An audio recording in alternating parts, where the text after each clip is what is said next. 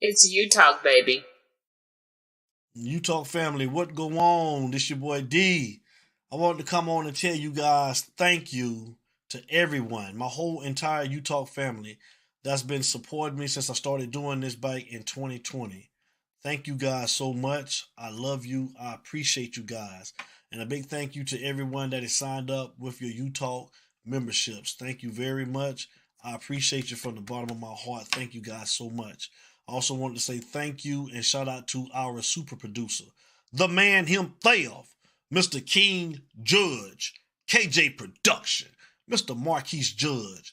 Thank you, brother. I appreciate everything you do. I love you, brother. You already know. Also, a big thank you and shout out to our super co-host, Mr. Larry Frank Jr. Utah family, I know y'all appreciate him, and I do as well. Shout out to Mr. Larry Frank Jr. Thank you for all that you do, brother. I love you. Let's get into it, man. Let me tell you about these three different memberships that we got going on at Utah. The first membership is the Utah Club. And with that membership, you will receive different loyalty badges for every month that you are a member of the Utah family. The second membership is the Utah VIP. And with that membership, you will receive 10% off any Utah branded merchandise or apparel. And you will get different photos and videos whenever we're out and about. We'll be sending you different stuff. And the third membership is the Utah Box. And with that membership, you will receive exclusive content when we're doing special interviews with special guests. You will have access to those interviews, and you will get 15% off any Utah branded merchandise or apparel. So those are your three memberships. Pick one of the three, and if you don't, it's still all good. It's all love over here at Utah. But everybody that's got their memberships, I appreciate you guys. Thank you very much, like I said. So, like I said before, thank you. We love you guys. Thanks for supporting the movement. Everybody stay safe, take care. And y'all know how we start every video and every show that we do. And y'all know how we end every video and every show that we do. It ain't no us without you, baby. And I'm out. We love you guys. Take care. It's You Talk. It's you talk, baby. Yeah, I want to show some love, give some support to my boy Devin, founder of Utah Nation. Continuous success, brother. And all I got to say is, it ain't no me without you, baby. Ain't no me without you, baby. It ain't no me without you, baby. Yeah, you talk, it's the people show. Look, you talk, let the people know. Look, yeah. This is hurricane season. Only legends come up out there, you like Chris and Teigen. Name a letter better, W, that's what we preaching. Hurricane force winds whenever we breezing. Got rings for a reason. Look, we treat a gator like the swamp people. There's Seminoles like the block people. And for my dogs, I will drive people. Just being frank, I got they flank like a cornerback. And I ain't even much a Florida cat. But hurricanes, I know more of that than most. Cause I seen them turn our houses into boats. That's that real talk, baby. I hope you was taking notes. That's the real talk, baby. Yellow Nation, coast to coast. Is that Utah? Yeah. It's you talk, baby. Yeah. It's You Talk, baby. #1 podcast. Yes, You Talk family, what go on? How you doing tonight? On a Tuesday night, we're doing the You Talk winning at the game of life. I've been promoting this for 2 weeks, and I'm glad that everybody could join us. Shout out to Cuban Kane. I see you in the building, brother. How you doing? What's going on, Cuban Kane? How you doing tonight, sir? Shout out to Bernard, Joseph Bernard, and his lovely wife, Kimberly. How you guys doing? South Carolina is definitely in the house tonight because our special guest is from South Carolina. We're going to have a great time tonight, man. Shout out to Mr. Man on a Mission. Benny Barrett is in the house. What's going on, Benny Barrett? How you doing tonight, sir? But look, I got a treat for you tonight. Well, first of all, let me tell you guys, like this special guest we got tonight, she's going to be dropping gems. So I want you guys to call in.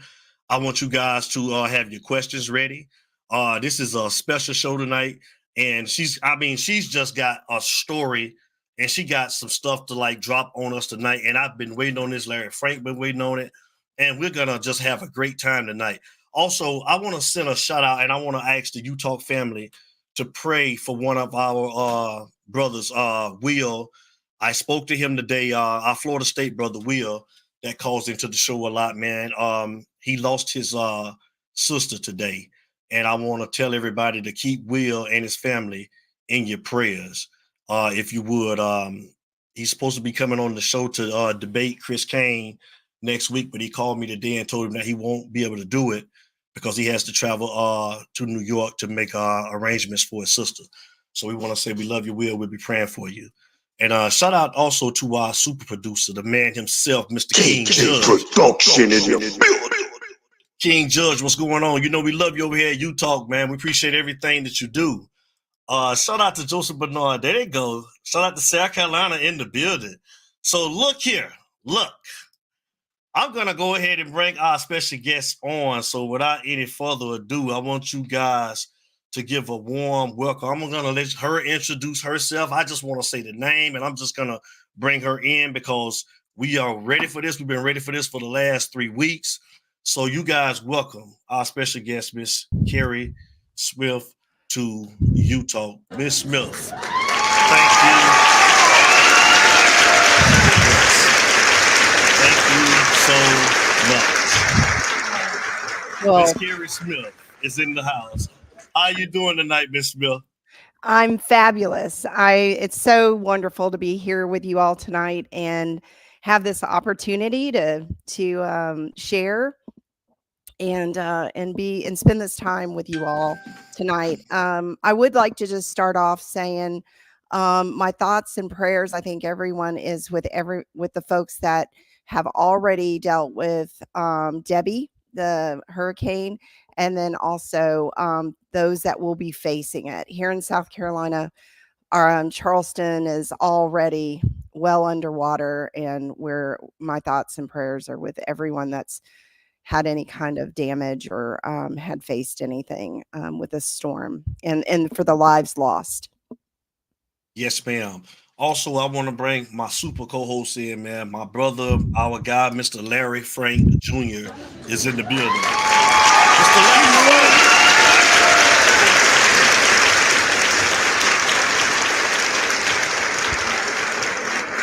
How you doing tonight, brother? How you doing? Let's just say people in Louisiana just don't know how to drive when they're not going for work. Hey, the good thing about it, though, you made it, bro. That's the good thing about it, bro. I know you're a perfectionist. I know you like to be here, but you here, bro. You here. What's going on, man? Talk to us. Oh, man. Nothing much I can really say, man. Just another day completed, on the job, and just excited to get home and get on the platform and talk some business and just try to really just get into some topics that are real pertinent to the culture and just leveling up. An interview I've been looking forward to since we had our conference call a couple of weeks ago. Most definitely. So let's get into it, Miss Smith. If you would like to start and just give us a bio of who Miss Kerri Smith is, we want to sit back and we want to listen. Talk to us, sweetie. Oh, thank you so much. Yes, ma'am. I am, my name is Kerri Smith, and I am currently the South Carolina Regional President for Self-Help Credit Union. And we work across the nation, helping to, our mission is creating and protecting ownership and economic opportunity for all, especially people of color, women, rural residents, and low wealth communities. And I can tell you my background. I was a military brat.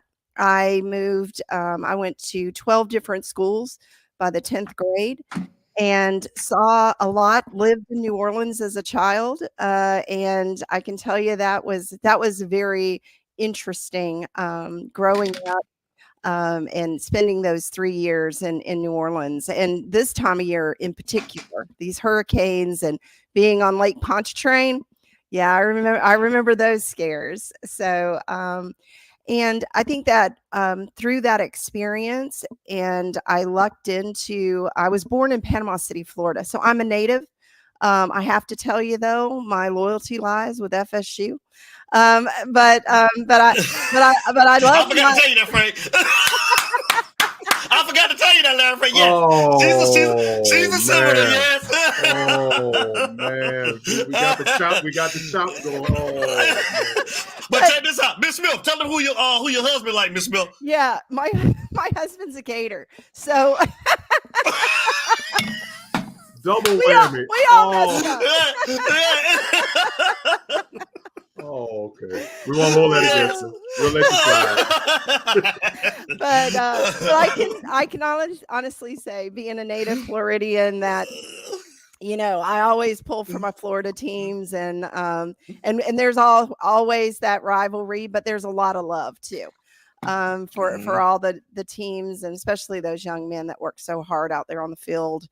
And so, being from Panama City, FSU was the closest school there, and that's where folks, that's kind of where my loyalty started, was being from Panama City. But I stumbled into, after school, stumbled into credit union work, and I've been working in credit unions for about 37 years. I own my own business. I was a consultant for credit unions to help them grow. And one of the things that a lot of people do not know is, the difference between a credit union and a bank. And, just that, and they're both important, but they are very different. They're structured differently. A credit union is a not-for-profit financial cooperative. We're owned by our members. So our boards of directors are volunteers. They're people just like me and you that are members of the credit union that donate our time and talent to make sure the credit union operates in a safe and sound manner. Banks are for-profit, and we need them in this world, and they do, the majority of them do a great job. And so we, but their boards of directors are paid.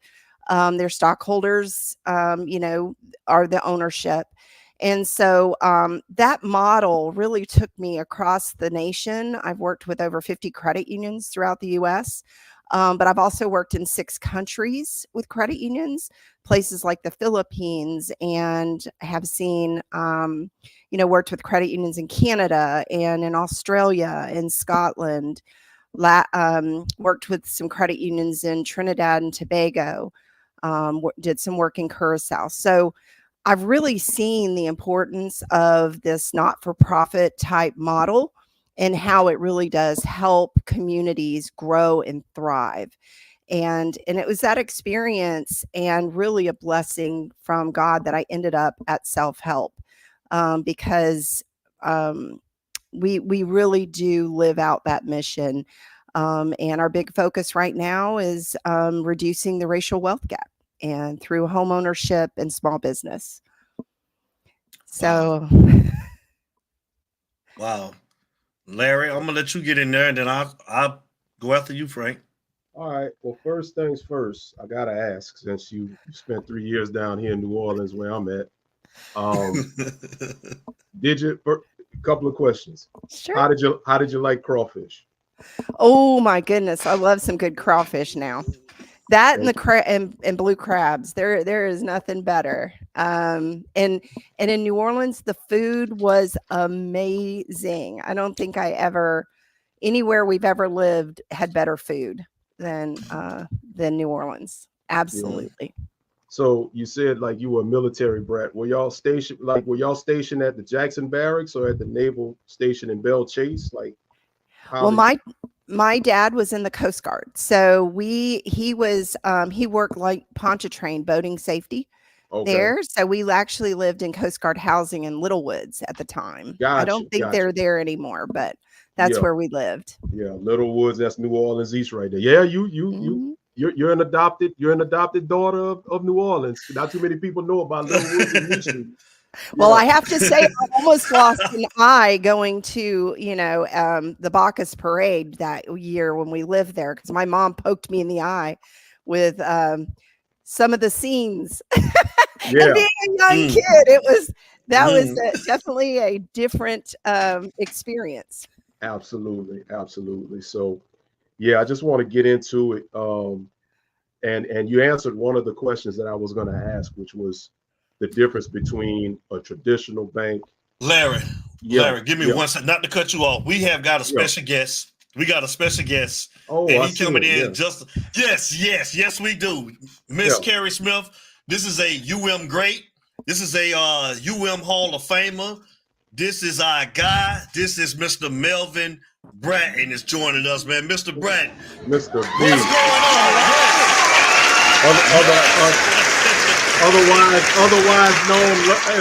Otherwise known as on this show as the one and only Sugarfoot.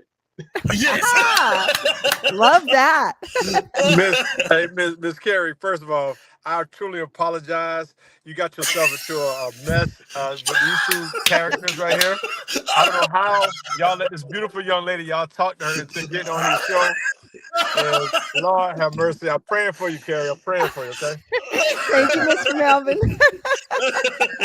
What's going on, family? How you doing? Can't call it. How you doing? Man, the missus got me around here running errands and cleaning up. I'm finna get divorced before I get married. Don't do it. It's gonna get better. Trust me, bro. You're gonna be all right. Gonna be all right. No, I'm doing it. Miss Kerri, I heard a lot about you. Thank you for joining my bro's show. I mean, and he's speaking, both of them speaking very highly of you. I had to get on and say hello, and I'm looking forward to meeting you in person. Are you, what part of, you in Carolina, right? Yes, I'm outside of Greenville in Simpsonville. Okay, you're not that far from Atlanta. No, actually, my sister lives north of Atlanta, so we go down to your lovely state all the time. Yes, I'm a Miami, Florida boy, like Devin, but yeah, I live in ATL. Love it, love it, love it. So looking forward to meeting you guys. So listen, are y'all being educated, bro? Y'all gotta listen and stop trying to ask all the questions, especially intelligent Larry Frank. He think he know it all, man. So yeah. Listen. We actually just getting started. You came in just in time. Well, give them all the education, Miss Kerri, that they need, and tell Larry Frank to get that mayonnaise off his beard. There's some mayonnaise that he's still eating Subway earlier today. You know what I'm saying, like that. It still stabilizes his beard. Okay. Hey! I'll get this mayonnaise off my beard if you wash all that milk off of yours. See, we're not gonna act bad. Listen, we have a professional lady on the phone in a high-end circle. This is not the show for this fella, so y'all leave it alone. Okay? But Friday night, you chime back in. We're gonna do what we do. Miss Kerri, listen in. Put your we're gonna have beep. Well, listen, you guys enjoy the show. I'm not gonna take your time. Miss Kerri, thank you once again. Looking forward to meeting you in person. And fellas, y'all enjoy. Have a great show, man. Love y'all. All right, love you too, big bro, man. Right. Let's go,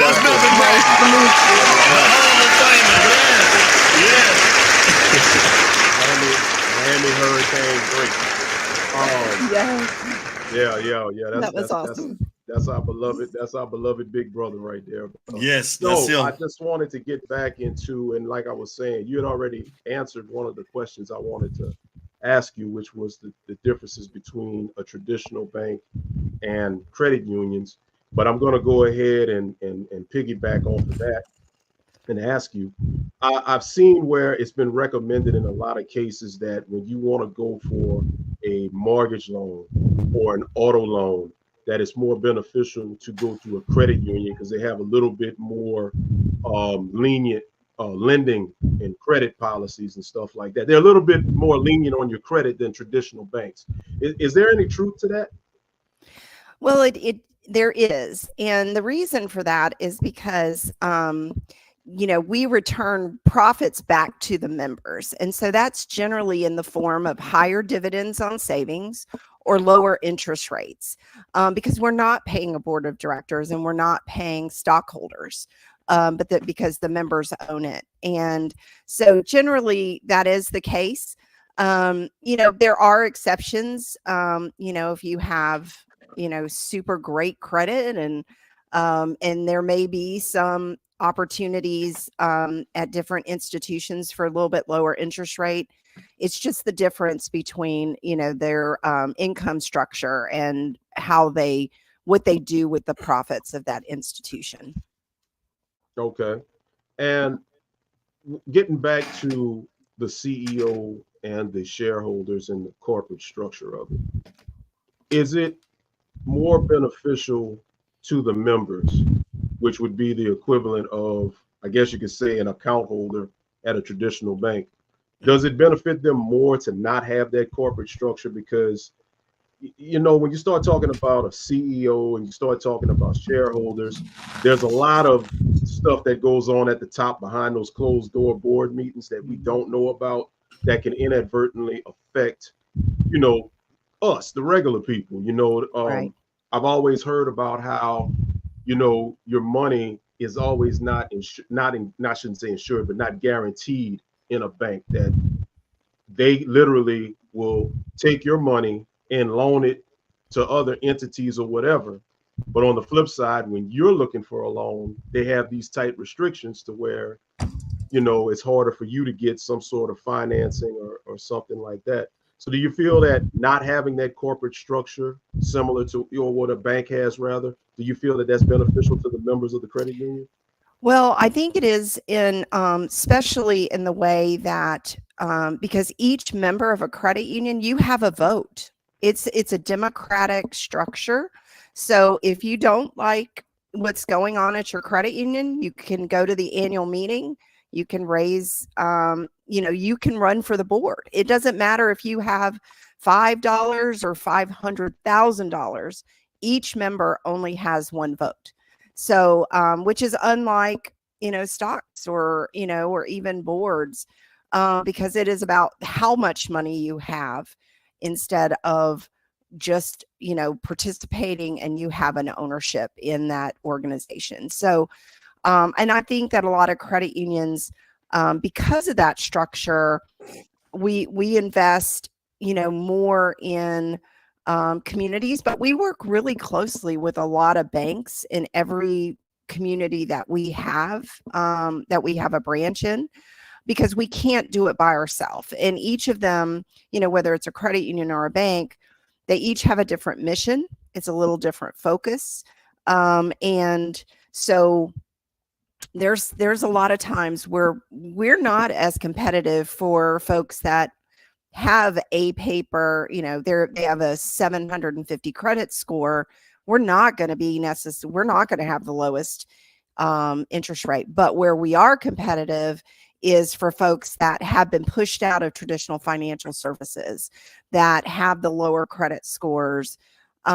We have products, for instance, our mortgage loan product, we kicked off a little over a year ago, and it is designed specifically for first generation homeowners. And so we can do mortgages for people with a 580 credit score and above.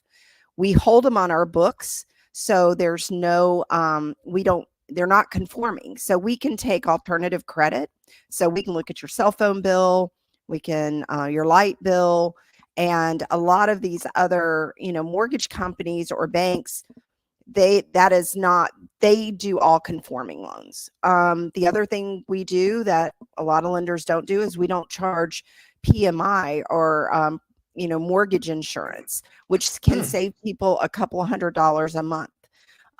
We allow down payment assistance. A lot of lenders, mortgage lenders, they might allow one down payment assistance program, but we allow layering. So for instance, here in Greenville, both hospital systems offer a down payment assistance, of about $10,000.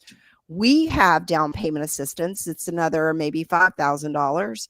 And then say they garner another $5,000. That's $20,000 of down payment that can help an individual get into a home. The other thing that we do in this particular loan is we fund at closing a savings account for the borrower, so that if 6 months their hot water heater goes out, they have $2,000 that they can use to fix it. And we fund that. We raise those dollars through grants, so that we can really help folks that their families have never owned a home. And we know the transfer of generational wealth is what builds stability for families. Because renting, as you know, I don't know in Louisiana. I am sure Atlanta is seeing the same. As we saw rents go up 20% or more. And a family, if you're living right there on the edge, you can't necessarily afford a 20% increase in your housing cost. So home ownership, one, is great for families, for your children. You're not, so many of our low wealth families, we see they have to move almost every year. And what happens to that child? Just like I was military, but when you move around, you're not as productive in school. It's harder. You're always making friends. It really is a real force for stability for families. Okay. Wow. Go ahead, D. I don't want to take all the questions. I don't want to take all your time. So, because you know me.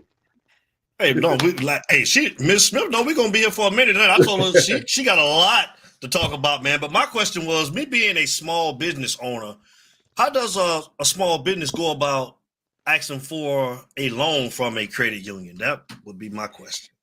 Well, some credit unions don't get into business accounts. A lot of them these days are getting into small business. But what I would say to a small business owner, you need to build a relationship with a financial institution, whether it's a bank, a credit union. And probably the biggest tip that I'd give anybody that wants to have a small business or has one, make sure that you keep your business and your personal finances completely separate. Make sure that you have a business plan. Make sure that you have all your licensing done. Make sure that, because lenders, what we're looking for, one is cash flow. We want to make sure that you can afford the loan. And we also want to make sure it's a viable business. Build something that if 5 years from now that you could put up for sale and you could sell. A lot of times, especially small businesses, what I find is they are the asset. I'm talking, they're the ones doing the work, and they don't have anything that they could sell if in 5 years they decide, I don't want to do this business anymore. You have, you're not building capital, and it's your talents only that you have. And that's not a business that you can just turn around and sell. And always be thinking about that. Your business could be your stepping stone to the next thing. Some people love building things because a new business, if it's a startup, it's like a baby, right? You nurture it, you give it everything you have for those 5 years or 10 years or whatever. So make sure what you're building is something that is an asset that you can turn around. And that's where servicing debt kills more businesses than I've seen anything, because you think, a lot of times I'll watch businesses, they'll go out and they'll get big capital loans. And with business, it's feast or famine generally. You're going to have great, lots of sales. You're going to be doing on top of the world. And then, most business is secular, right? So they're not ready for when sales decline, and they haven't planned for those. So you got to have capital, your own capital, on deposit somewhere, so that the bank or the credit union can see that you are, because a lot of times small business, we don't price ourselves.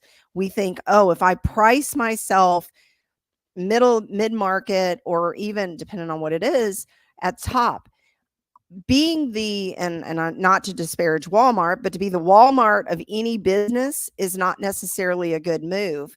And what happens is you're not making enough to cover your costs. So, there's a lot of work to be done. How do you price your services? Not only is it competitive, but you need to really think about your value in the marketplace. Thank you for answering that. Go ahead, Larry. I want to touch upon credit and credit restoration for a second. And and I'm just going to put a scenario out here that I think is common for a lot of people.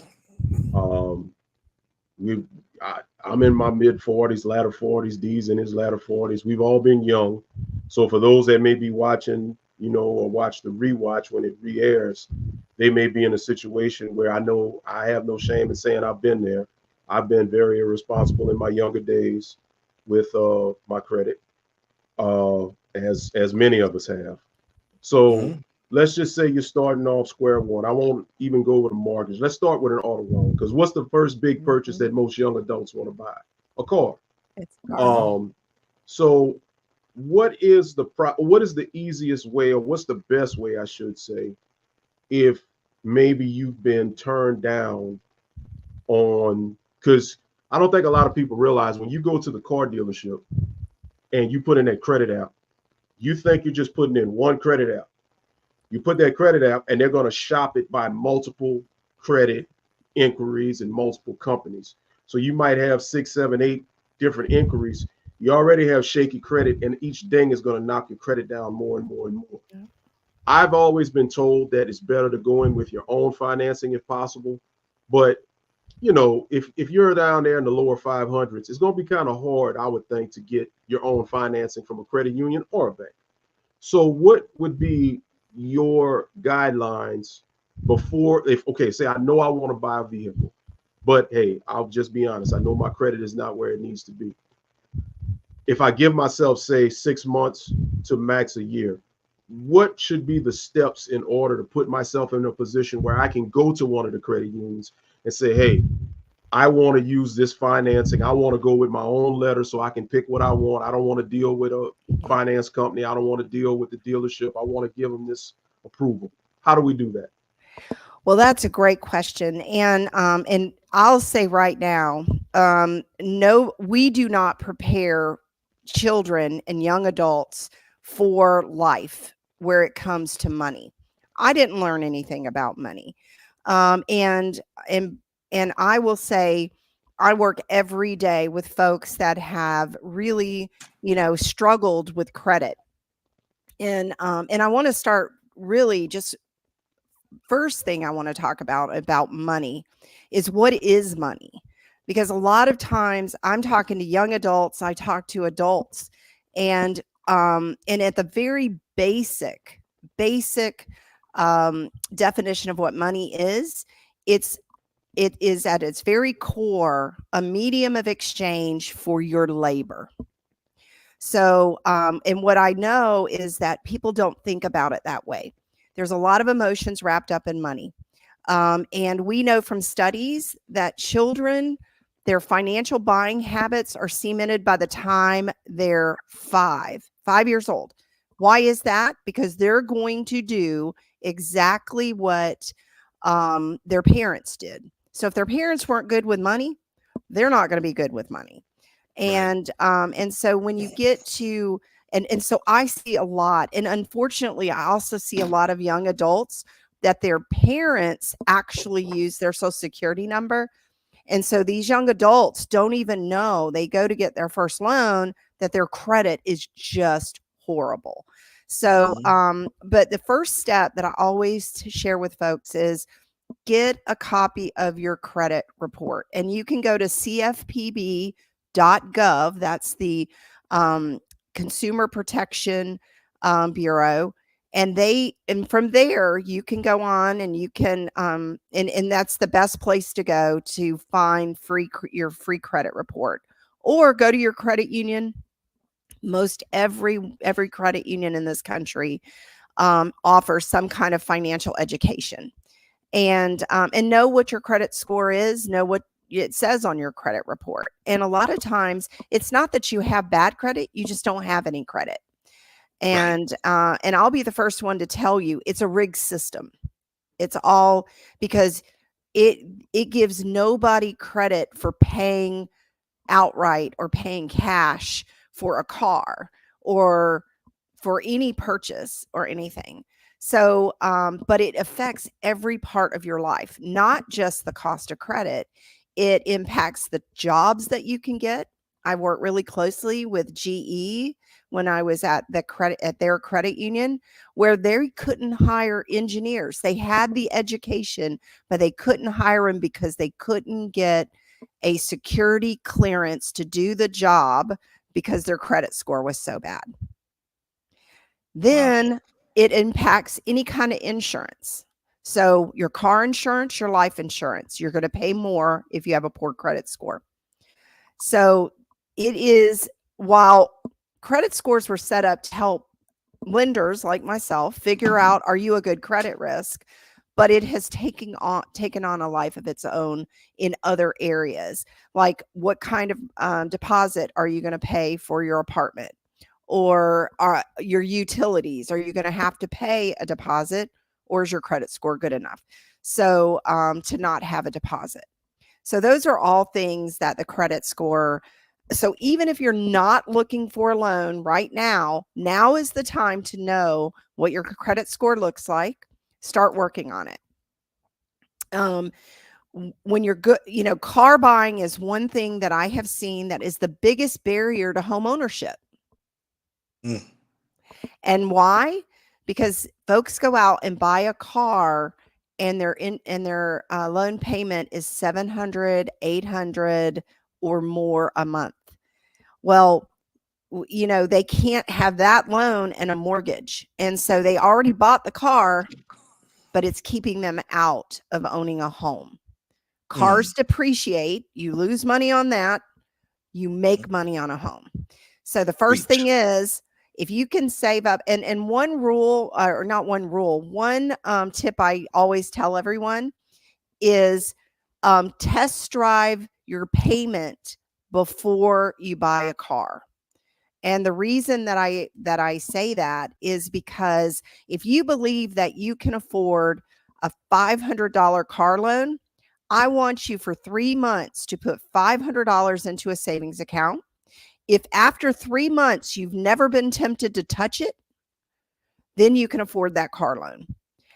And you've also built yourself a savings account or a down payment to put down on that car. So while you're doing that, then you work on your credit. And we, at our credit union, we offer what we call a credit builder loan, where you can decide anywhere from $500 to $2,000 you want to take a loan out. We don't pull credit unless we encourage people to go ahead and pull it so we know where you are when you begin. But then we take that money, the proceeds from the loan, we put it into a savings account, we lock it. So you make your payments. We report to all 3 credit bureaus. So you're building your credit as you're paying it back. And once you paid off that loan, that savings account of $500 or $1,000 is your savings. So you've already built a savings. And then we offer a share secured credit card, which is another big piece of your credit score. So we do that, and we see folks increase their credit score, by 20, 30. And I've seen some gentlemen, one gentleman build his credit by 70 points in 6 months, but it was because he didn't have bad credit. He just didn't have any credit. So we see lots of people, but you can't run away from it. You got to face it. And a lot of people just are like, I'm not going to pay attention, or I don't want to look at it because I know it's going to be so bad. And 9 times out of 10, it's not as bad as they think it is. So also credit card utilization, getting that under, I think, 30% minimum. Yes. And that is a big piece of your credit score is your credit utilization. Okay. And basically, if you've had a bunch of missed payments, late payments, you can't erase that. But at whatever point you start trying to get serious about it, get caught up, get your utilization down, and make your payments on time moving forward. And what would you say, about 6 months to a year of doing that should jump your score a considerable amount? Very, very much so. Yeah, you can start seeing quite a bit of a change in that score. And I can tell you, knowledge is power. And that includes your credit score. And when you start understanding, and the first step is start making your payments on time every time. But we also see, and I can look at a credit report and I pretty much know that somebody's going through something. Because generally what you're going to see is there'll be a period of time where everything was not paid on time. And then, there was what I call a life happens moment. Something happened. They lost their job. They got sick. Maybe they didn't have childcare. Maybe they got divorced or that kind of stuff. So, most lenders, we want to know what that story is. And depending on what it was, we can help you work through it. And help you kind of navigate. How do you get out of it? Go with. It's you talk, baby.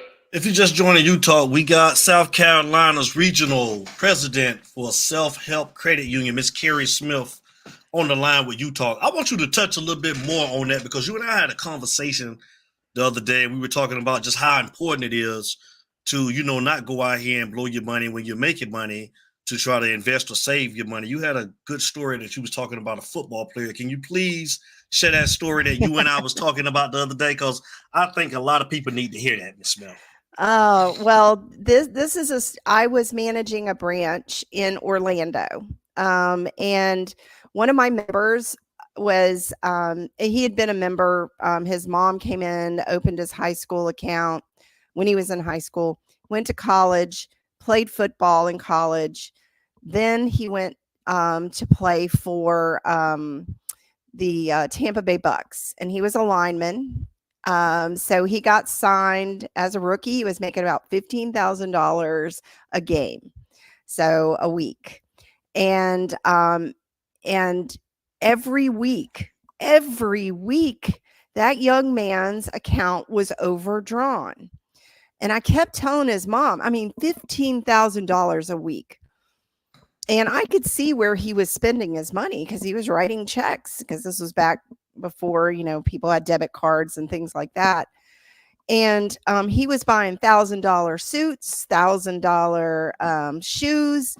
He was taking, $1,000 out, $1,500 to take his girlfriend out for a dinner, night on the town. And I kept begging his mother, please have him come see me, because you just never know. And he has nothing to show for this money that he's been making. And he never would take the time to come talk to me. And so about game 10 of that year, he got a career ending injury. And so he had made about $150,000 and had absolutely nothing to show for it except for suits and shoes. And I just, my heart, then he came to me after, that happened, and he landed on his feet. He was able to he got a great education. But he was not making, and if he would have, managed that money, he would have had, because he ended up going into business for himself. And that would have been a great nest egg for him to have started his business. And those are the things that, and when you're young, you're not thinking about the future. I'm old. I've been on this planet for a lot of years, and I've seen a lot of things. But young people, you just think that I'm going to be this age forever. I'll always be making this kind of money. And it's just not, that's not the reality of life. So if we can get folks thinking about the future, saving is the key to success. Absolutely. In our country, we live in a debt society, and unfortunately, your savings is what gives you freedom. Because I tell people all the time, your first goal should be at least $300, because studies show that today, the majority of people cannot shoulder a $300 bill that they did not expect. So first goal, $300. Then you get to your $1,000 emergency fund. And then from there, you want, a month's worth of salary to cover your expenses, and then go to 3 months, and then 6 months. And think about, I don't know about y'all. This hasn't been the case for me in a long time, but I used to have jobs that I dreaded every day getting up and going to. I didn't enjoy it. And yeah, you've been there. We all have, right? Right. But if I had 6 months of salary on deposit in my savings account, I could have made such better choices. I wouldn't have been stuck in a job that I absolutely disliked. And so money is power. And so if we can get to that point and have that savings in the bank or credit union, you're going to be much better off to weather the storms of life. So I want to, we talked about savings. You start at 300 and then eventually get to 1,000. I'm pretty sure a lot of people here are familiar with Dave Ramsey. I'm pretty sure I know you're familiar with Dave Ramsey. I've listened to Dave Ramsey a lot over the years. In the beginning, I was all gung-ho on everything Dave Ramsey was talking about. But, as time passed on, I started thinking, okay, is a lot of what he's talking about, is it possible? Because, as you know, Dave Ramsey does not believe in credit at all. Yep. Dave Ramsey believes that everything should be cash flow, cash flow, cash flow. I do agree with Dave Ramsey as far as the baby steps and eliminating debt, snowball method. I agree with that. That's a great way to do it.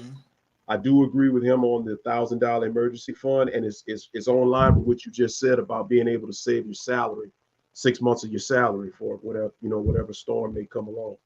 But the one part I don't agree with Dave Ramsey is just having to rely 100% on living life cash only and having no credit. Yep. Is it safe to say, and I mean, like I said, I don't want to say Dave Ramsey doesn't know what he's talking about, because obviously he's successful. He's been doing this thing for 30 plus years. But is it safe to say that maybe he has a little bit of a wrong judgment in putting so much emphasis on the cash part of it?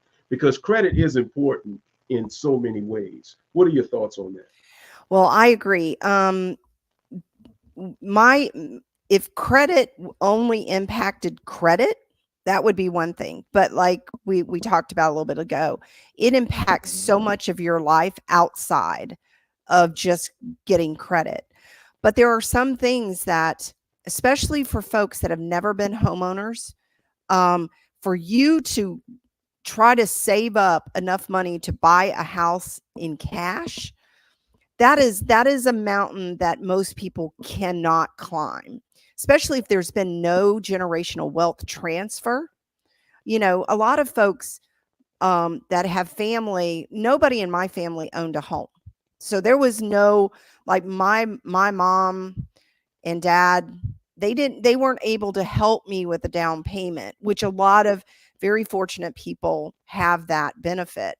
So, but home ownership is one of the fastest ways to build wealth.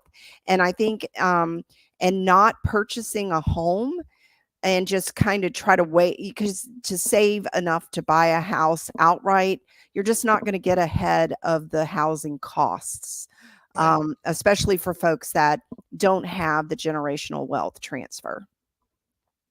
And also, I want to touch back on something you had said a while back, which is real important, and that is being able to be taught at a young age how to manage money. We had this conversation when we had our conference call a while back, and I'll use myself as an example. As a 47-year-old man right now, if I could go back, and this year makes 30 years I've been out of high school, 2025. 95, I graduated. But if I could go back to the early 90s and just had some form of interest in finance, economics, credit, basic financial literacy, all the stuff that they do not teach you. And what gets me is it's almost like, and I may be wrong, but it seems like they purposely teach you all this other stuff to keep you employable, to make big companies and big corporations rich. But they won't teach you, and I'll finish real quick. They won't teach you the game to make yourself level up in life at an earlier age. They teach you get a job, get a 401k, and then at the age of 62 to 65 or whatever, you can retire. But that's just not the case. Real quick before we turn it over to the caller, what are your thoughts on financial literacy as far as in the schools and teaching our young children as they go back to school right now, implementing financial literacy programs where they can learn about this type of stuff and get an earlier jump on finance as opposed to learning the hard way like we had to? Oh man, I tell you, when I talk about a rigged system, sometimes I do get very cynical about that we don't teach kids about financial education. And, I didn't learn about it. I learned about it the hard way, the hard knocks, right? And I think a lot of states are starting to implement, requirements for graduation around financial literacy. I think that's a good first step. But I think for parents to be, I used to do a lot of financial education classes for high school students. And I always told I invited everybody and invited the parents to stay, because studies show that parents would rather talk to their children about sex than they would about money. And the reason for that is because we've all messed up, and to acknowledge to your child how much money you make, or that you can't afford whatever it is that they want, that's not conversations they want to have. But what I want to encourage parents to do is, be vulnerable in that and learn together with your students. There's a lot of great resources out there. Start with your credit union. If you're a member of a credit union, start there. Look at what's required in the schools. In South Carolina, we just passed 2 years ago. It's a requirement for graduation. Problem is, our legislature didn't bother to fund it. So now there's no standard curriculum. We don't know what they're learning. So even like taxes, nobody knows how to do taxes. And they end up paying $500, $1,000 for somebody else to do their taxes. That should be money that stayed in your pocket. So, we have a lot of work to do in this country around educating our youth and our adults about financial education. But you're absolutely right. Caller, you on the line with Miss Kerri Smith. Talk to us. You got a question for her? Yeah, this is Benny Baird, man. Shout out to the Utah family, to Devin, to Larry Frank, and Miss Smith. Welcome. Definitely enjoying you at this time. You're definitely dropping some real good gems that I wish we would have had in school and even before high school. I think some of this stuff needs to start like in elementary. My question to you, if I'm about to be a grandfather here shortly, congratulations. What could I really tell my daughter to kind of like jumpstart her daughter that's coming on building that credit, not so much as just regular credit. I understand credit. I'm talking about as far as the credit union or how to make it, I guess you could say grow, basically. Yeah. What could I use? Because now you got me into the credit union from what you've been talking about. And so, yeah, what could I do? What kind of information can I give her? Well, first, congratulations. There's nothing like being a grandparent. I've got 2, and golly, if I could have skipped my son and went straight to the grandkids, oh my gosh. It's a wonder I had. I almost was like you all when my son was in high school. Can you hear me? Yes. Devin, can you hear me? Yes, we can. Yeah, we got you. I can't hear y'all. You can't hear us? Oh no. Nah, I can hear. I only can hear you. I can't hear her.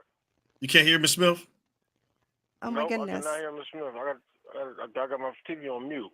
Hold on, Miss Smith. Hold on, because y'all doing too much. I'm looking at y'all on my TV, but I'm not laughing with y'all, so I don't appreciate it. Hold on. Well, my son totaled. My son totaled 2 cars and tore the transmission out of one of them in the middle of Atlanta on 85. but I, you know, for grandkids, one of the things that, you know, if you're Can you in hear a, me? I can Yes. hear you. We're gonna hang up, Benny, because I think we got something going on with the audio. She's gonna answer your question, but we appreciate your call. Yes, thank All right, you. bro. Okay, brother. All right. But if you're in a state that has the five, you know, like the college plan is a great way for parents to start a savings. The other is just start a regular savings account. And what I encourage folks to do is when you have those children, these babies, they get all of this stuff that babies don't need. Start the savings account and give everyone, tell them, you know, instead of buying 5 onesies and a 5 cribs and all of that, put that money into a savings account for the child. And we even now, you know, when I was, you know, with my grandkids, what we tried to do was we would put money in a savings account, but then also we didn't buy gifts, we buy experiences. So we take them on, you know, like trips or take them to different things. But we, a lot of times we just invest in, you know, the newest toy or the, you know, clothes or whatever, and get folks in the habit of putting money into a savings account for the child, because there's a study that said several years ago that children that have $500 on deposit, when they get to their junior year, they're more likely to go to college, something like 4 times more likely to go to college. And that has to do with, you have to fill out all of the applications for schools, or if you're going for certifications. So we know that that's a great goal for parents to start. Just get my child to the first 500 so that they will have the resources they need to, you know, to explore whatever educational pathway that they want to take.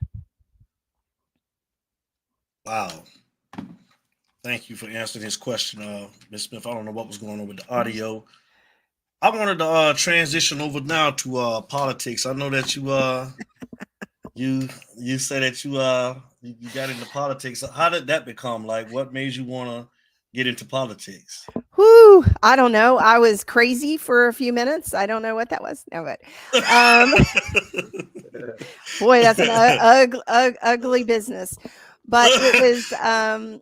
But I've been working in South Carolina. For those of you that are not in South Carolina, lenders, alternative lenders in our state. That's payday, installment, and auto title. They can charge any interest rate they want. The highest interest rate filed in South Carolina was 850%.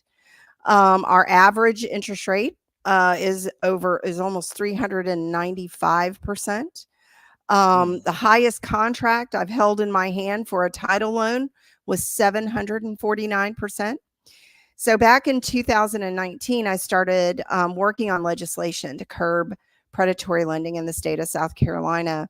And what I learned over that time was legislators really didn't understand what our citizens were going through. And so last year about this time, folks kept asking me, you know, why don't you run? Why don't you run? And last year I made the decision that I was going to explore it, and made the decision to run in a very conservative part of South Carolina. I've always been a Republican, but I was labeled as, well, they said I was, you know, my campaign was being funded by George Soros, and I mean, all kinds of ugliness, because I care about communities. I work in community economic development every day. And so I was painted in a lot of different ways that were not true. But you've got to have good people that run. And going into it, I said, you know, there's going to be a lot of lessons and there's going to be a lot of blessings. And I can tell you, it was a very tough. I knocked on 4,000 doors. I talked to a ton of people. And those were blessings when families shared with me their challenges and what they were facing. And it really did cement the fact that, we have a lot of work to do in South Carolina for our citizens. I made it through. There were 5. I was the only woman. There were 5 of us in the race, and I made it to the runoff, and I lost in the runoff. But it wasn't because of, folks. I think we've gotten to the point in this country where we don't think our vote counts. I made it into the runoff by 9 votes. 9. And Wow. your vote does count. And so it was a very interesting adventure.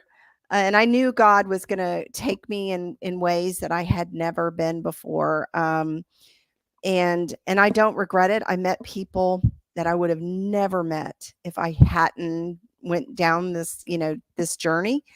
And me personally, I shouldn't even be here. I've almost died. I'm on my 9th life. And at this point, I'm like, you know what? I'm going to do it. I'm going to check off every bucket list item I can. Right. And try to bring, a voice to people that haven't had a voice, but also to raise awareness of issues that are facing my neighbors, my community, and our world. Wow. Yes. You got something, Yeah. Frank? Yeah, I just want to touch on the politics side. And I know you said that you ran as a Republican. And I think, I think there's a big misconception about these different parties. The media has gone so far, in my opinion, as making you choose a side. And if you choose a side, you look at the other side as if they are the mortal enemy. And I'm a registered independent. We're grown up down here. We're taught to be Democrats. I didn't like a lot of the Democratic policies. I didn't like a lot of liberal views. But at the same time, a lot of the Republican stuff, I don't like either. So a lot of people tend to vote party and not candidate. They don't worry about what the candidate's message is. They look at if they have that R or that D, if they have that donkey or that elephant. That's what they're looking at. So I say all that to say this. We're living in a society right now where there is a racial divide.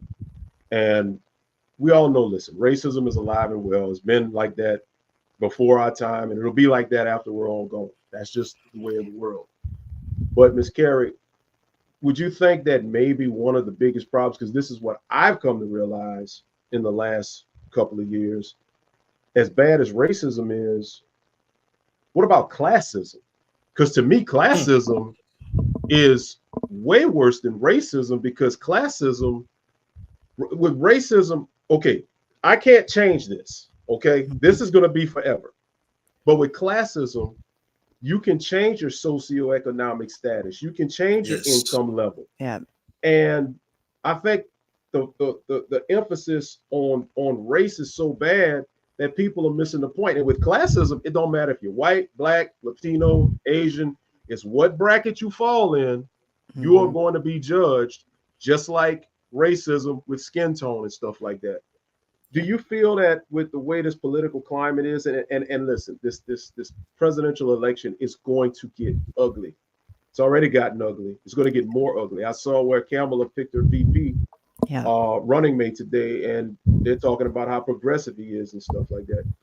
Do you think that at some point, somewhere, somebody needs to just step up, and if we can have this conversation, and we're just some regular, average, everyday working people, why can't the people up there in Congress do it? Do you think it will ever get to the point where this will get identified on a higher level and get addressed? What's your thoughts on that? Well, I thank you for saying that. When I was out canvassing, I had so many Democrats, because I went to every door, right? It didn't matter to me. And I had friends even that said, well, we don't agree on anything. And I was like, well, wait, let's step back a minute. Do you want a safe and affordable place to live? Yes. Do you want food on your table? Yes. Do you want a job that pays a living wage? Yes. Do you want lower taxes? Yes. Do you want a good education for your children? Yes. And I think we have so much more in common. And really what I learned in this race was there's a whole lot of lies spread about a whole lot of people, and they use words to make people react in the way they want them to react. Human beings, when you are in fear, and this goes to whether you're taking out a 500% loan or whether it has to do with politics, when people are operating from fear, that part of their brain, they're reactive. And my grandfather, I heard growing up all the time that if two people always agree, only one of them's doing the thinking. And I think that's what the political parties have done, is you either have to believe exactly the way I believe, or you can't be part of the club. And I can tell you that, the class issue is real. Poor people of every race, color, creed have been pitted against, the more socioeconomic, the higher levels since beginning of time. And we really have to start thinking about our common ground of what we believe. Everybody wants their kids to have a good education. We all want our children and our grandchildren to have a better way forward. We want to preserve the rights that we already have, and not lose any more. But we also need to recognize that not everyone has had the same benefits of, like I talked about, generational wealth, transfer. What we're seeing, and the reason that we're working so closely of trying to reduce this racial wealth gap, is we know that even our service members in World War II, our African-American soldiers, they did not get to take advantage of the GI Bill. There was redlining. They weren't allowed to take advantage of the mortgages. So we need to recognize that. And this is, just one way my organization's trying to make a dent in that. But it's going to take a lot of people and a lot of organizations to do that. And what I told people throughout the campaign was, don't believe all of those hot words, the rhetoric. Go to the candidate in the local races. If you see something about somebody, talk to them, because none of us should come to a solution the exact same way. And I got really hammered on DEI because I believe in it. In my book, I talk about DEI has been a huge, it's been a huge gift to me in the military. Every one of my neighbors was every race, color, religious background. We all lived together. We enjoyed it. And then for the equity part, we were enlisted. Housing for enlisted is much different than officer housing. The amenities on the bases for officers was much different. There was no fraternization between your enlisted kids and I couldn't date an officer's kid. And then for inclusion, I've been, as a woman, not allowed to be at those tables.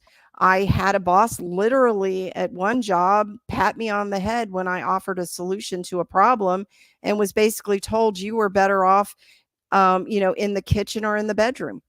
And then, so I've seen all of that in my lifetime. And I can tell you that we are better together.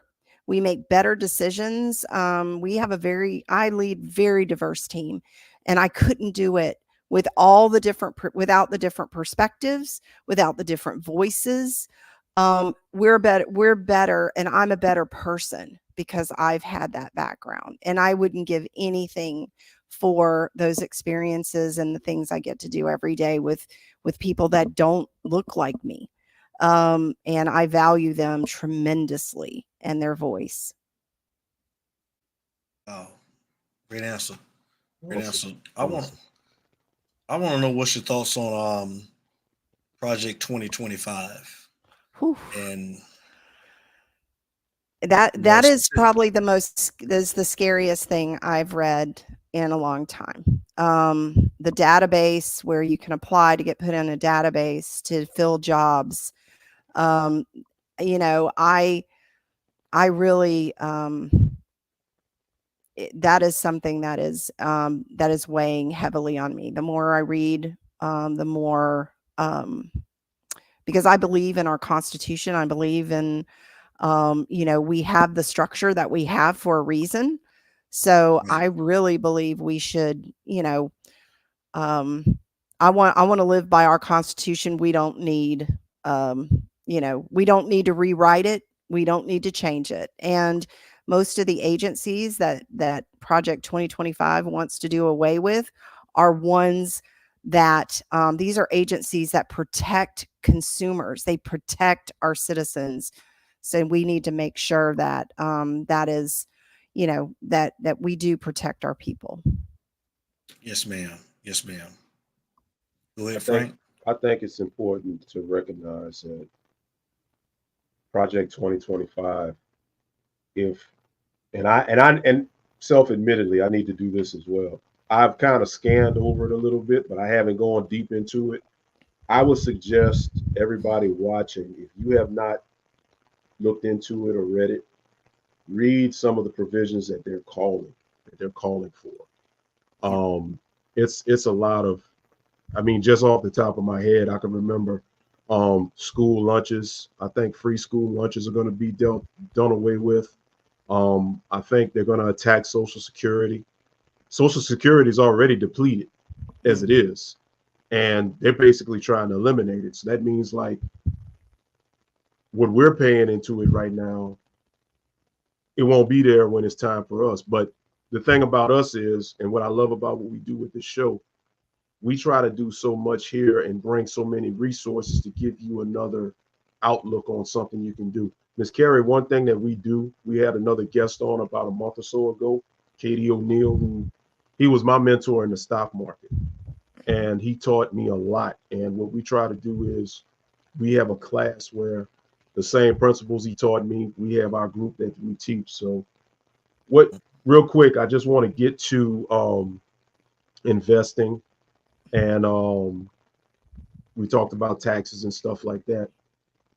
With what happened yesterday, and I laugh because I know what was going on. A lot of people were freaking out that I talked to. Like one of my coworkers at work, he comes in and he's like, "Oh man, I don't know what I'm gonna do. The stock market's crashing." And I'm like, "Dude, it's not crashing. It's just a correction. Just chill out. You know, it's gonna be all right. You know." It went down 1,000 and something points. It came back up at 1.700 points. It closed 300 points up. What are your thoughts as far as inflation? Because I know with the stock market, when we start talking about Fed Chair Jerome Powell, with this inflation, he has to decide on interest rate hikes and or cuts. What are your thoughts as far as inflation moving forward? Do you think inflation is going to cool off, or is it going to just keep kind of getting worse and worse as we get into this presidential election and beyond? Well, I think we've seen some improvement in as far as that goes. I think what we saw yesterday with with some of the sell-off, you're right, it is a correction. But anybody that, if you're stock market, you have to go, you need, unless you're a day trader, it's more long-term is what you're looking at. And it's an unrealized loss as long as you don't touch it. If you touch it, that's where you get the loss, right? Right. So, and I always tell folks too, make sure that you have your savings in, your liquid savings where you're set. And then for stocks, you really should go into it knowing you could lose everything. I mean, that is the thing. You have to be, whatever you put into it, you've got to be willing to lose it. Right. Because that's the difference between having it in a savings account where it's insured up to, 250,000, that kind of thing. But what we do know is that, with this new jobs report, and we didn't grow jobs like we had been, and unemployment's a little higher. I think we're going to see that there's probably going to be some rate adjustment. But I know they're probably going to be very cautious about it. I think this is a great time for folks. If there is another big sell-off and you've got some money, maybe now it's a good time to invest. And also look at investing in things that is contributing to our economy and our country in a positive way. A lot of times people will invest and they just pick, and they may not be good corporate, they're not good for the environment, or maybe they're not, maybe they're not treating their people well. We have a lot of power that we don't even realize that we have in this country. When you start paying attention and really looking at, because like that sell-off yesterday, there was some really good deals out there that folks picked up because they took a good hit and they got them at a bargain. You always want to buy when they're low, and if you're going to sell when they're higher, right? Don't take that realized loss. Right. But I think I don't know that we're going to see a huge cut in interest rates. We might see some towards the end of the year. I just want them to hold off a recession more than the inflation. So hopefully we'll dodge that bullet. Yeah. I think the presidential election and the outcome, I think that's going to be probably the final confirmation of where everything goes. Because I was reading that historically, when you had, even though Biden stepped aside, he was a Democratic incumbent. Historically, since like 1949, when you have a Democratic incumbent, the months of July, August, and September are generally more than usual sell-off months. August is already a usual sell-off month because people are taking vacations. They've done stuff with the kids. Kids are going back to school. They got to tap into some funds, get some money. So August is usually a sell-off. But what I read, it said that the end of October going into that first week of November prior to Election Day, that's when it'll take off at that point. So, I guess, like you said, we just got to keep our eyes open. Yeah. When you see that, favorite stock take a little bit of a dive, then maybe invest a little more. Buy it at a discount. Yes, ma'am. Next thing, we have an author in the house too, Larry Frank. I want to talk about what inspired you to write your book, Driving into the Daylight. I purchased my copy and I should be receiving mine in the next day or so. Looking forward to reading it. So talk to us about that a little bit. What inspired you to become an author and write a book? Well, it's called Driving into Daylight, Navigating Life Through Faith and Gratitude. I mentioned just a little bit that, first of all, the biggest blessing I received was my husband. Next month, I'll be married 41 years. Hold on.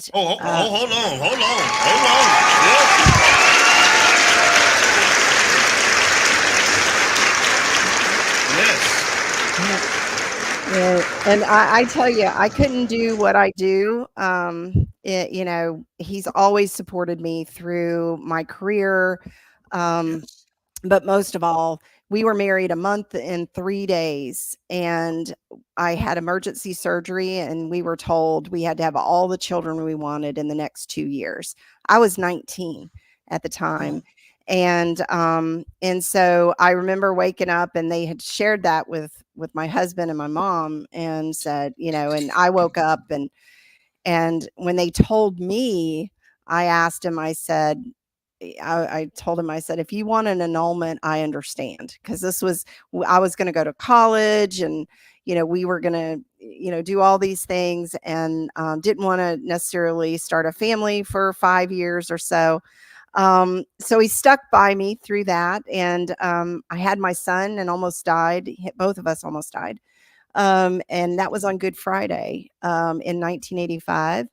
And so my whole life has been just there's been a lot that's happened, and the name of the book is Driving into Daylight because I love to drive, and a lot of the stories in the book just had to do with driving, and the name comes from my grandfather. My grandmother was sick, and I was living in Orlando at the time, and my family was in Panama City, and they called me about 10 o'clock and said, your grandma's not doing good. We just don't know how much longer we'll have.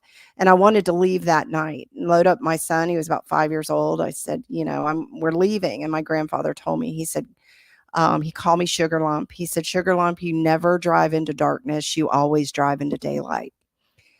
And that has been a metaphor for my life. Seeking the light of God. I have a lot of faith. And so for me, it was writing it. One is for my son and my grandkids, for them. But a lot of people gave me lots of blessings my whole life. And it was just, the book was a way to, I hope people read it and have hope. Because I literally would not be here today. Because, in 2006, I had my own business. I was a paid speaker.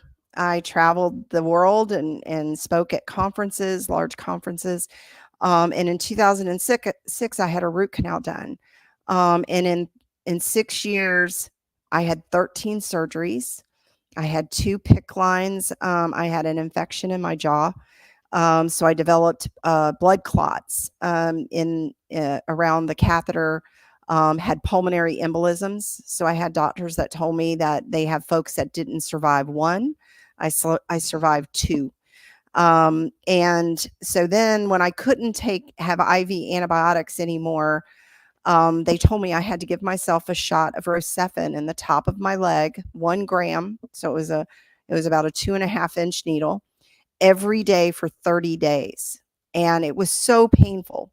Yeah. So I made it through 2.5 rounds. And one night, it was late. It was about 11 o'clock. I told God my house was in foreclosure. My husband's truck had been repossessed. And I prayed to God. I said, I don't want to live anymore. I'm more of a burden to my family than I am here. And I just can't stand this pain anymore. And I heard God audibly say to me, one more day, just one more day. And so I went to bed that night. I got up the next morning and I had an email of a story forwarded from the Washington Post about a woman that had a shoulder surgery, and she was allergic to the metal in her, in her shoulder, the new shoulder. And she couldn't get rid of the infection. And I knew then, the friend that sent it to me, he only reads politics and sports. And this was a story, and I almost didn't even open it, but he didn't know what I was going through. Nobody knew, even my clients, nobody knew. I just tried to keep going. And so I knew that they had put metal clips in my jaw. So I called my doctor at MUSC. I mean, I spent every bit of my retirement, everything, just trying to figure out what was wrong with me. I went to the Mayo Clinic in Minnesota, ended up University of Tennessee, up at Pittsburgh, ended up at MUSC in Charleston.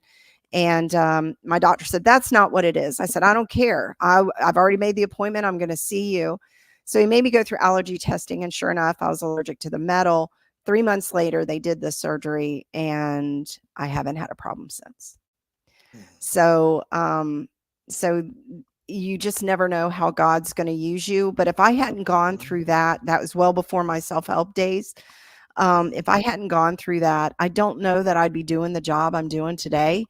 And it just proves God has a plan. And even through the worst of it, because life happens. I mean, I didn't make a mistake. I had a root canal.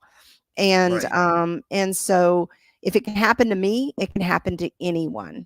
And life is too, it's is too short. But I heard one time Fred Rogers said his mother always told him when things were going bad, always look for the blessings. And I can tell you, I was blessed throughout the entire process. So I feel like I have to give back, and it's what I love to do. It's my passion in this world. Wow. Listen, go ahead, Frank. No, I'm just no. I'm just gonna say this real quick. I'm just speechless because when you just said some powerful stuff, because I've been watching a lot of sermons, and one of the messages and one of the things I'm trying to do in life right now is whenever something bad happens, I no longer question God and get mad and angry and say, why are you doing this? If only this wouldn't have happened. I look for the positive, and I'm like, thank you, God, because it could be worse. Absolutely. And what you said, yes, it hits home for me, because Devin will tell you, my dad died 3 years ago of a blood clot, pulmonary embolism. So for you to have two and survive, and with everything else you've dealt with, God is not through with you yet. And you definitely have God's work to do, and you're doing it, and you're going to be blessed for it. And I just want to say thank you for what you're doing, because, man, it's just powerful, just powerful. I'm inspired. Yes. Well, thank you for that. And I'm inspired by the folks that I get to work with every day, with the people, like hearing your story and in having the opportunity to be in these kinds of conversations. It's so important. I wish that more people would take time to learn about because none of us are going through anything that somebody else hasn't gone through. Now, it might not be exactly the same, but it is so similar. And and I think that's what, when we talk about the political, environment that we're all in, and when we don't, if we would just take the time to talk, we have way more in common, all of us, than we have in differences. And the biggest thing is that, life is hard, life is tough, but we make it through by the people that we surround ourselves with. Thanks. Absolutely. Oh, that is so true. Absolutely. I want to put a comment up that Jamal Davis said. We need people like her in politics. She care about people. That she truly does. And, we don't want to keep you all night, because we can go on forever. We want to I love the conversation. Yes, we want to say thank you. But you can tell everybody in the You Talk family, like, where can they find you, what you got going on in the near future? I know you're saying that you got some things coming up in Atlanta. You want to let the people know what's going on that you got coming up in Atlanta? Absolutely. If anybody wants to follow, I'm started, if you go to kerrijsmith.com, that's my personal website. But for self-help, we're super excited. We are going to be opening our first location in Georgia on August 27th, and it's at 921 Ralph David Abernathy. And we're so excited to be in the community. We're so excited to really be able to bring our resources to the community. And I invite anyone in that area, stop by and see us. I will be down there on the 27th through that Friday. And then so would love to meet folks if anybody's has the time and can stop by and visit with us. We're looking forward to getting involved, and then I'm bringing a couple of branches online in the Charleston area after that, and so we're staying busy, just trying to roll out our products and services in the communities that need us the most.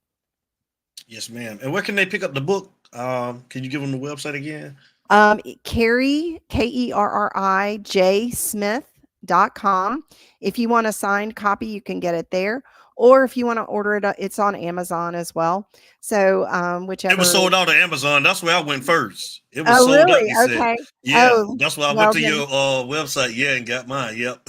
okay. Well, I'll make sure that that's back up there because we, you know, my the publisher that placed it for me, they were getting low, so they're supposed to be reordering. So I'll make sure that we get some more in stock there. But in the meantime, you can head over to my website and self-help. Our website for self-help is self-help.org. And you can go and learn about all of our missions, some of the work what we do around affordable housing, green energy, just all kinds of cool stuff going on. Well, Ms. Smith, we want to say thank you so much. And You Talk family, let's give her a round of applause for her time. Thank you so much. Thank you so much. And I would definitely be coming down to Atlanta when you get here to come and see you and meet you in person. Like I said, we definitely got a lot to talk about. Larry Frank, I'll give you your time to go ahead. You want to say anything to Miss Smith before we let her get out of here? Yeah, is there enough time to get you on the ballot for president so we can vote for you instead? Because I'm like, you know what? You don't even have to do a debate. You don't have to campaign. You've done enough that you know what? We will. As a matter of fact, if you want some campaign managers, Devin will cover Georgia and I'll cover Louisiana, and we'll just work in between. There you go. Because you're not done with politics, are you? You're not done with politics, are you? I don't know. It's still up. My husband's still recouping, so I've got to. We'll have to wait and see what he says. But I doubt very seriously. I went through it to not have. I don't know where God's going to lead me, so I'm praying for discernment of what's next. Right. And you know, it's crazy that you say that because, like you say, you're a Republican. I've been voting Democrat my whole life, but really at heart, I say this on the show all the time. I got conservative views. So the only reason why I don't vote Republican because I can't vote for Donald Trump because I think he's a racist. That's just my opinion. But if I had a candidate like a Miss Kerri Smith at Republican, you would get my vote, our votes. I'm sure of that. So you definitely need to be somebody that needs to get in here, and you need to keep doing what you're doing. And we really appreciate you, ma'am. And that's for real. Thank you so much. Makes me very happy. Thank you so much. I really do. And thank you for sharing yourself and your show with me. I love your listeners there. And this has been so much fun. Oh, likewise. But now, listen now. But Larry, I can't let her get out of here now. Hold on. Now, look, this summer, because you say you don't watch the show. Yeah, I see her smiling. I know she know what's coming. So I know you watch the show. Now listen, I know you're a Florida State fan. I know you're a Seminole, but we do a little something on this show. We started off. I know you see the beginning on the promo, and we only ask. You can tell your Florida State fans that it's only a sign. It's not that you trade and you jump and ship. But we do a little something at the end of the show to where me and Larry Frank say, you know how we start every show and you know how we end every show. It ain't no us. And we just ask that you just throw this up. Just throw it up. Just throw it up. Yes. But see, I got to start over. I got to say it the right way on this bill. So you ready? You ready? We're going to do it again. You ready? You ready, Frank? Let's do it, man. I'm ready. Talk family. Thank you, guys. We love y'all for tuning in tonight, man. Thank you again, Miss Kerri Smith. We enjoyed you. So, everybody have a great week. We'll see you back here for the regular scheduled show on Friday night. So from Larry Frank to Miss Smith, we love you guys. Y'all take care. So let's get into it now. Let's go. Y'all know how we start every show. And y'all know how we end every show. It ain't no us. Come on, Miss Smith. Throw it up. Without you, baby. Without you, baby. Yes. You got him. Hey, Miss Smith, you got him cracking up laughing in there. Thank you, everybody. We appreciate everybody that joined us tonight, man. If you missed the show, hey, Mr. Cannon, how you doing? If you missed the show, you guys go back and watch the We Watch, man. I know you guys support. We love you, Miss Smith. Thank you very much for coming on. We appreciate you. So much. And me and Larry Frank will be reaching out to you for our post-show interview. Thank you very much, Ms. Smith. Thank you again. Thank you.